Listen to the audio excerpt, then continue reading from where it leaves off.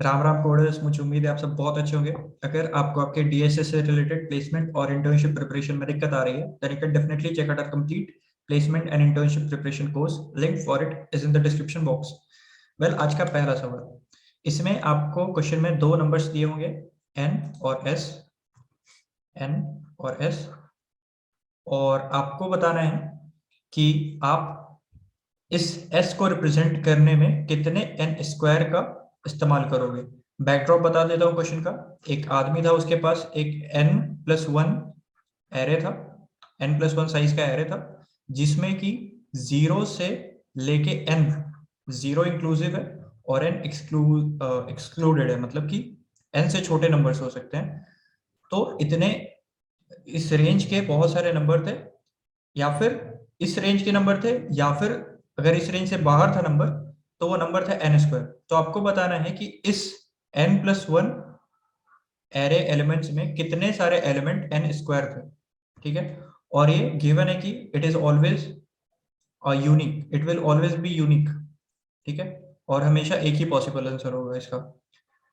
तो एक बार इसको थोड़ा मैथमेटिकली देखते हैं कि इस एरे में एट मैक्स आपके एलिमेंट कितने हो सकते हैं। n+1 एलिमेंट हो सकते हैं, मतलब n+1 ही एलिमेंट होंगे इस एरे में। और एक एलिमेंट मैक्सिमम कितना हो सकता है, एक एलिमेंट मैक्सिमम हो सकता है n-1, क्योंकि 0 से n तक आप जा सकते हैं। तो आपका ये रेंज होगा 0 से n, तो ये आपका निकल के आएगा n²-1। ठीक है, तो अगर सम का वैल्यू आपका लेस देन और इक्वल टू n²-1 है, ठीक है, तो आप उसको रिप्रेजेंट कर सकते हो by the use of integers in the range of 0 to n। पर अगर सम का वैल्यू ग्रेटर देन और इक्वल टू n² हो गया ना, ग्रेटर देन और इक्वल टू n² हो गया, तो फिर आपको n² को इस्तेमाल करना ही पड़ेगा। क्योंकि इवन अगर आप अपना मैक्सिमम एलिमेंट इस्तेमाल कर रहे हो n-1 और उसको मैक्सिमम बार इस्तेमाल कर रहे हो विच इज n+1, तो भी ये सम निकल के आ रहा है n²-1। तो अगर आपका सम ग्रेटर देन और इक्वल टू n² है, तो आपको n² को इस्तेमाल करना ही पड़ेगा। ठीक है, और अब कितने बार इस्तेमाल करना पड़ेगा ये डिपेंड करता है कि कब तक आपका सम n² से बड़ा है। वेल, जब तक आपका सम n² से बड़ा होगा तब तक आपको उसको n² से कंपनसेट करना पड़ेगा। और जैसे ही आपका रेंज में आ जाएगा सम, उसके बाद से फिर आप 0 से n के रेंज वाले इंटीजर का इस्तेमाल करके, 0 से n-1 के रेंज का इंटीजर इस्तेमाल करके आप उसको फुलफिल कर सकते हो।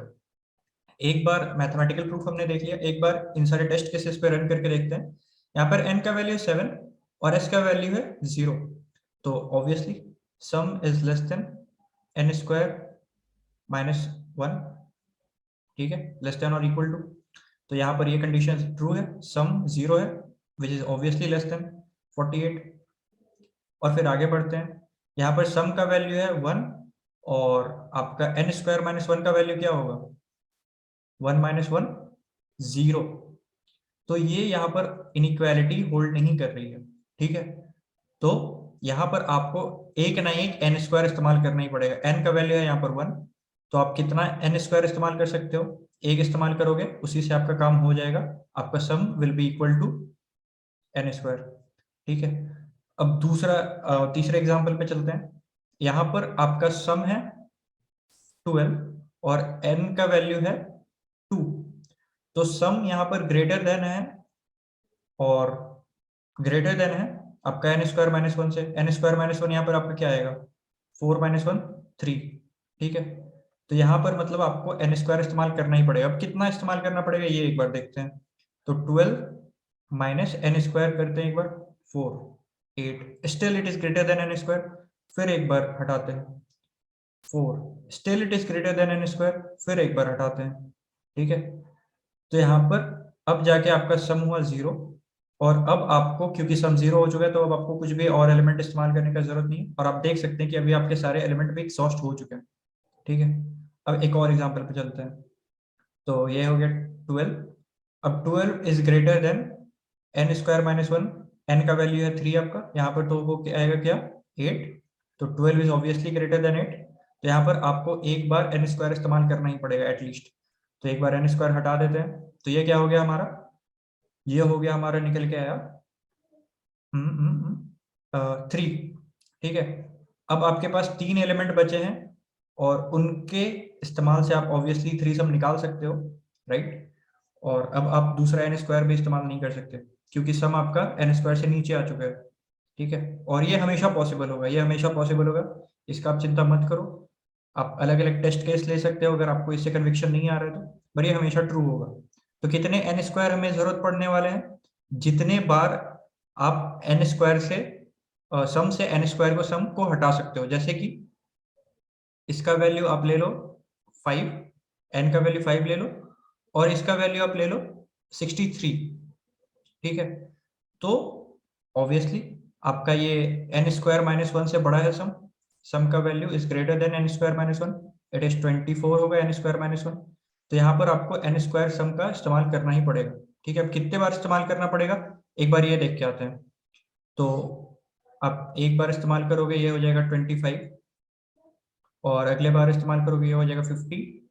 अब अगले बार आप इस्तेमाल नहीं कर सकते एन स्क्वायर का, आपका सम कितना अचीव करना है आपको 13, और आपके पास नंबर कितने बचे हैं अभी आपके पास 4 नंबर आप और इस्तेमाल कर सकते हो। तो 4 नंबर का इस्तेमाल करके 0 से 4 के बीच में क्या आप 13 सम ऑब्टेन कर सकते हो, बिल्कुल कर सकते हो आप। 4 4 4 और 1 इस्तेमाल कर लो, ठीक है, हो गया सम 13 आपका।